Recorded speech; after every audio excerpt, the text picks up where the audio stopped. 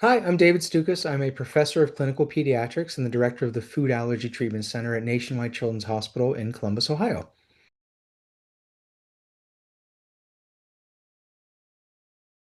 Yeah, well, thankfully, most children are only allergic to one or two foods, and they can find a variety of foods that they can, safely keep in their diet that will replace all the micronutrients and vitamins that they get from some of the foods that they may be allergic to.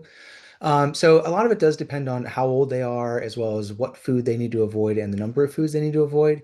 But if we think about common things like milk or dairy, we always worry about, are they getting enough calcium in their diet, vitamin D, other vitamins, micronutrients, things like that. And then we just kind of go through the list in regards to if they're allergic to egg or seafood or tree nuts.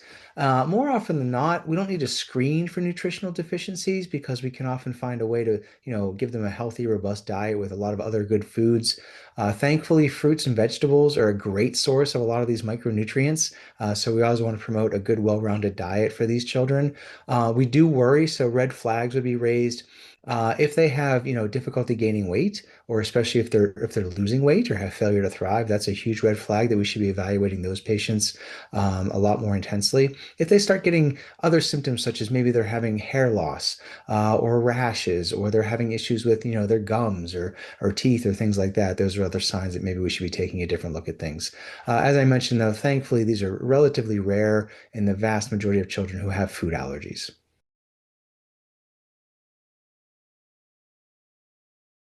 Yeah, it's funny. I have these conversations on a daily basis. This mostly pertains to, say, infants with milk allergy, and they want to transition to, whole milk at the age of 12 months when most infants would do that.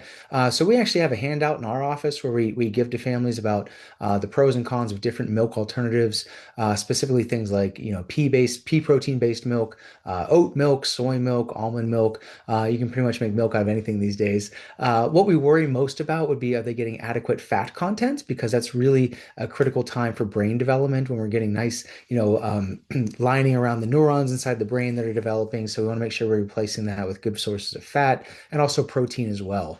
So if we have an infant who's only allergic to, say, milk, we talk about the benefits of giving them lots of, peanut butter, tree nut butters, things like that. This also falls in line with current evidence-based guidelines to introduce other allergenic foods early in an infant's diet. So oftentimes, if they're avoiding one food or even two foods, we can replace some of the nutrients they'd be getting from those through some other common sources of allergenic foods as well. So it really just comes to counseling at the time of diagnosis and then following them over time, all depending upon how old they are and what they're allergic to.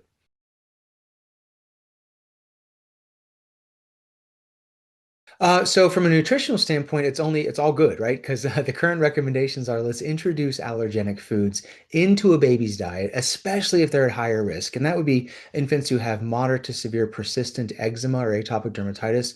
Those are the ones we really want to get these foods in their diet. Ideally, we time the introduction around 4 to 6 months of age, after they've shown an interest and ability to swallow other solids or purees, such as the typical oatmeal rice cereal or fruits and vegetables. Some infants are ready a little bit sooner, some are ready a little bit later. And then after we introduce it into their diet, we want to maintain it in their diet as consistently as possible as the best path towards preventing food allergies. And if they're doing that, they shouldn't really be at risk for any nutritional deficiencies at all, and they're going to benefit from having a really healthy, robust diet.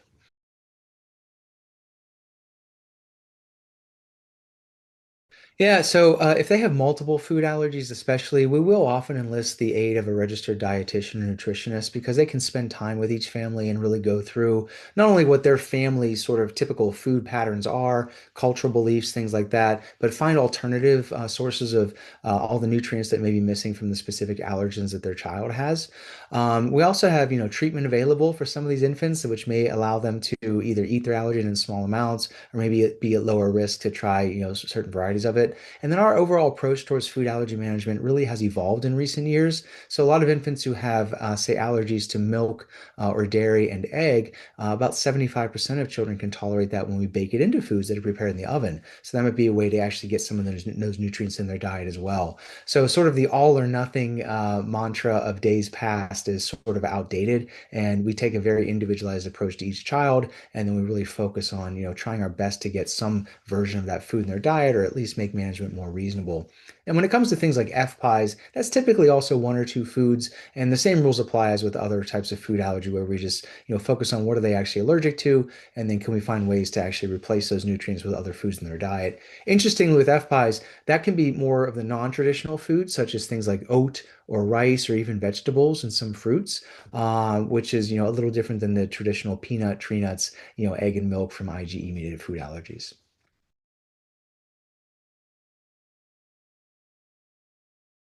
All become easier. So the whole idea of treatment is, we're introducing very small amounts, and I want to do the usual disclaimer: nobody should do this without, proper supervision from a board certified allergist. So we're having these allergic individuals actually eat small amounts of their allergen every day at home, where their dose is gradually increased every couple of weeks or so till they reach a goal maintenance dose. Then they keep that in their diet consistently. So they're actually eating what they're allergic to in small enough amounts that hopefully don't cause an allergic reaction, but what that actually promote tolerance of their immune system. So now they're actually eating what they previously had to avoid. So a lot of those nutrients will then be, put in their diet. So we generally don't have to worry about nutritional deficiencies when we're putting food back in the diet.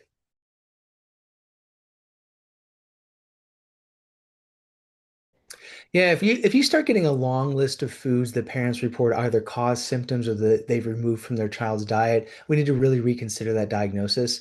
For years we've recognized the perils and dangers of doing these food allergy panel tests. So if you just send a blood test to look at a bunch of random IgE levels for unrelated foods, that causes a whole host of problems because you're going to recognize false positive results. So the same rules apply when you're taking a clinical history. And if a pediatrician finds out from a family that they're really, not feeding their child a variety of foods because they're afraid it's causing them to get sick or they're allergic to it, there's likely other reasons for their concerns or their symptoms. And many children are just overly, just kind of restrictive on their own because of the common nature of picky eating habits during toddlerhood. So we want to do everything we possibly can to do a good screening history at well child visits and anytime we're seeing these infants. Certainly, if you're noticing the red flags that you mentioned, such as growth delay or deficiencies or they're losing weight or other signs of chronic illness, we want to, ask more questions and evaluate further.